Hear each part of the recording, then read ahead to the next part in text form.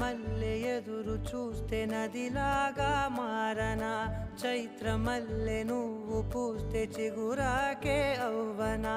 నన్నే వరించే యువరాజును అంట నీ యువరాణి